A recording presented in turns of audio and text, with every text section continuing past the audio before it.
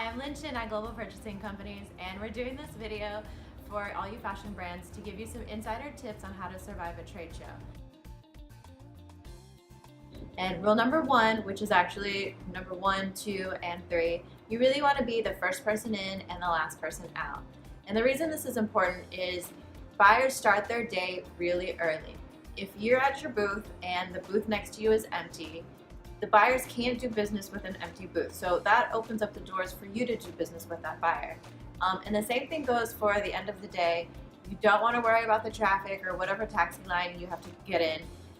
There's so many stories about buyers being there at the end of the show, and exhibitors offer some water or have a seat at the booth. They spark up a conversation and those buyers end up writing orders. So you really want to take advantage. You're there to do business. Be the first person in and the last person out. Make sure that you look busy in your booth. If you spark up a conversation with the buyer, ask them if they can take a picture so you can post it on social media. And if you follow up with that buyer later on, you can also send them that picture. It was nice meeting you. Thanks for taking this picture. Make sure you have flyers to give away as well as business cards. When it comes to merchandising your booth, it's easier for a buyer to buy from cancel date. So have everything, from immediate collection in one area so they know what they're buying, and then progress to the next season. And you make sure you have hang tags that clearly have cancel dates and wholesale pricing. And if you're by yourself in a booth, don't plan on eating, so make sure that you have snacks and power bars. But when you do need to use the restroom, make friends with the person in the booth next to you and ask them to hand out flyers to anybody that stops by your booth. Also, on the last day, check your luggage into storage or at FedEx so that you don't have to wait for the trade show to bring back your boxes or your luggage, because that could take forever.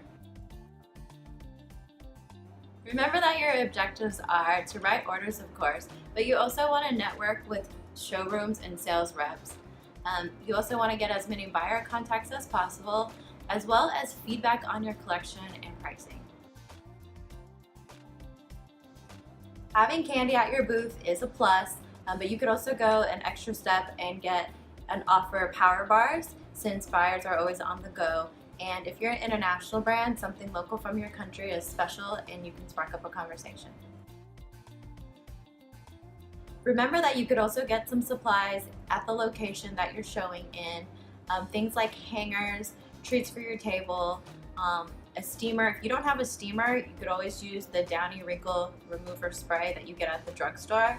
And if you plan ahead, you can have those items actually ordered on Amazon and shipped to your hotel. If you're flying to a trade show and you're not shipping your samples, try your best to bring them on as carry-on.